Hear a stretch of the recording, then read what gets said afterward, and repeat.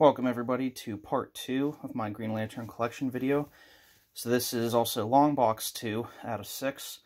So yeah, let's just get into it. Green Lantern Rebirth. So this is, in my opinion, the perfect retcon. It what do you call it? What's the word? Not repaired. How Jordan, his fall from grace in the 90s, it repaired that, I guess, repaired his character. I'm not sure what to call it. I know they're not retribution. I forget. I know there's a word specifically for it that, for his comeback, but we'll leave that for now. But yeah, I really love this series start to finish. I love the writing by Geoff. I love the art. This was the first major Green Lantern series I read. And I really miss Geoff Johns on this book. I wish he was still writing this book. But I know he's no longer at DC as of this recording.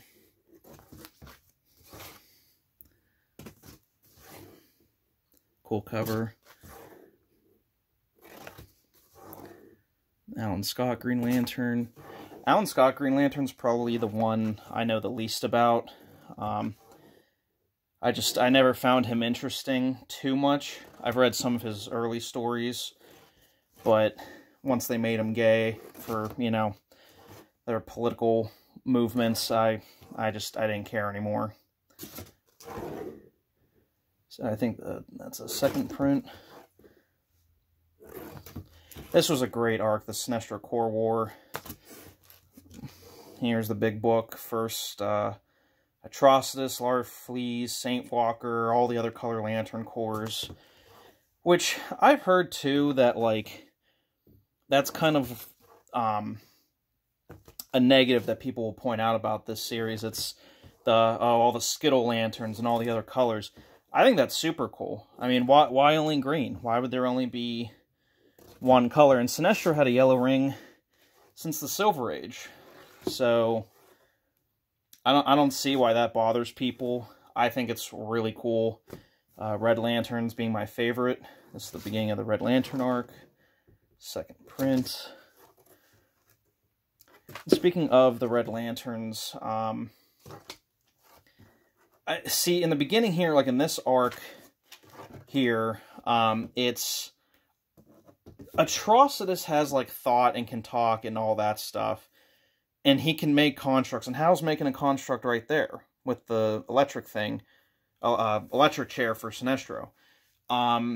There's a story later during Brightest Day where Atrocitus, I figured out how to make constructs.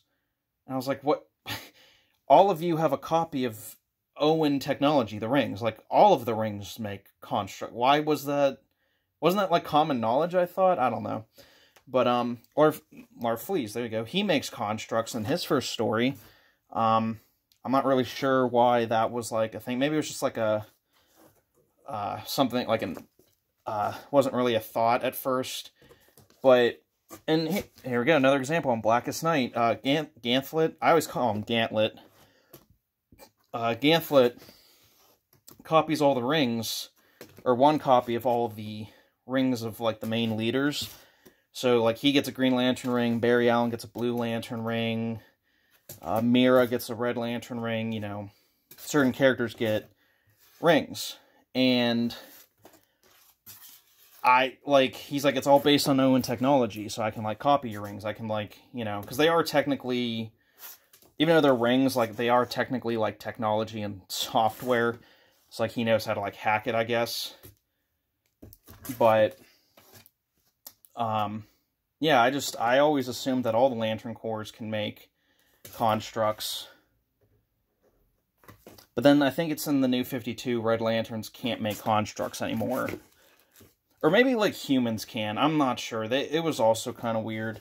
I'd like to be a Red Lantern. That would be the Corps I would choose, but I would not want to be a brainless, uncontrollable rage monster the whole time. Which I know kind of is the point to them, but I don't know. Guy Gardner wasn't completely like that. Like, he still had some semblance of thought. Him and Hal Jordan would still, you know, get beers and shoot poles, so... Some of these bags and boards are really warped. I need to get this entire box into Mylars. Just haven't had the time or the money to do that yet.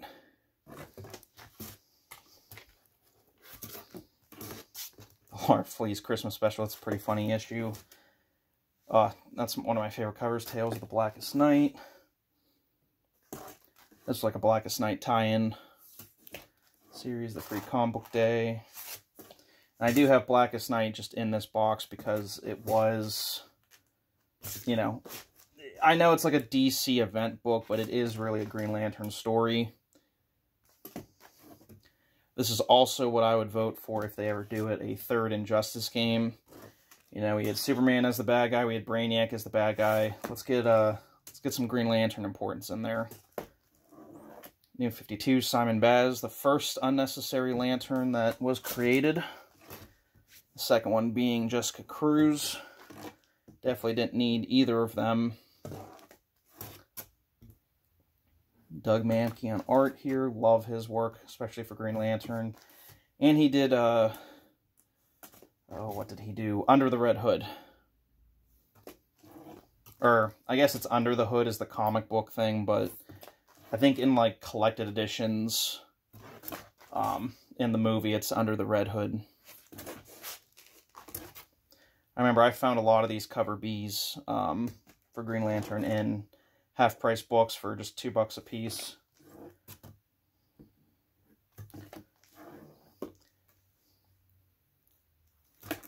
Unfortunately, I don't have much to talk about these issues. I mean, it's just Green Lantern from like 2004 to 2011 was just excellent. If you haven't done so, please go read it. It's an excellent read.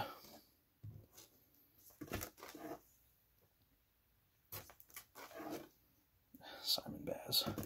This is kind of the boring stuff. It doesn't really get exciting until the graded books. I think I have 3 of these blank variants.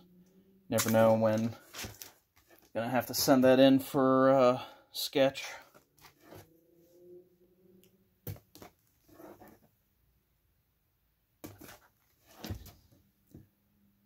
Gonna adjust the camera here a bit.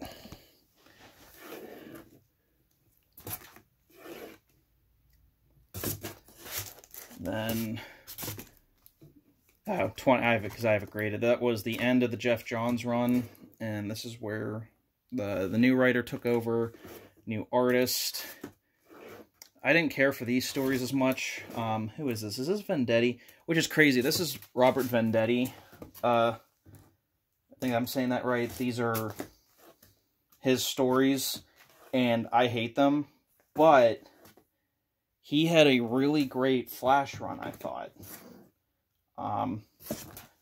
He did the Future Flash story that starts in like 30, or issue 30 of the New 52. I really liked his Flash stuff. I did not like his Green Lantern stuff. Second print of 28. I remember these were like hot books for a while. I don't think they are anymore.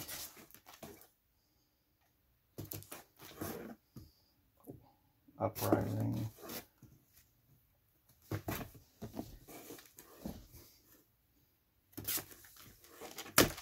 Great Batman variant, Ethan Van Sciver.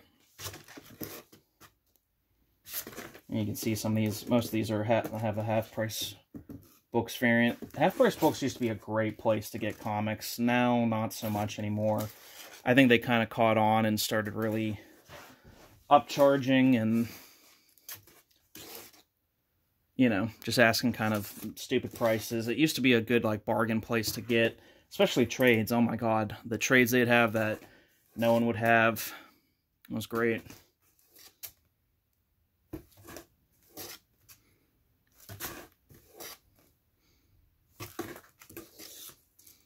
I didn't like this art. This is where Hal is like, excuse me, a renegade.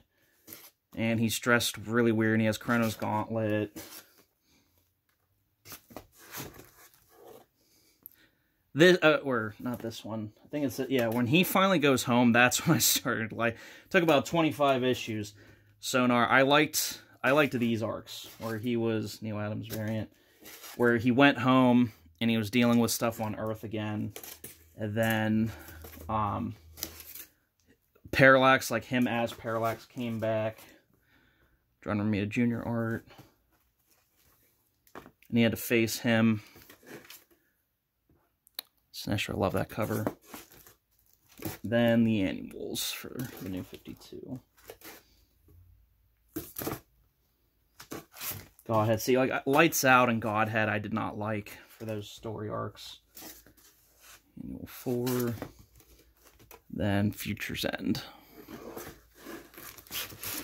Yeah, no, this was probably shorter than the first box. Yeah, it's my second Green Lantern box. I have 4 more long boxes to go, and then 4 CGC boxes to go, so stay tuned for those, and I'll see you in the next video.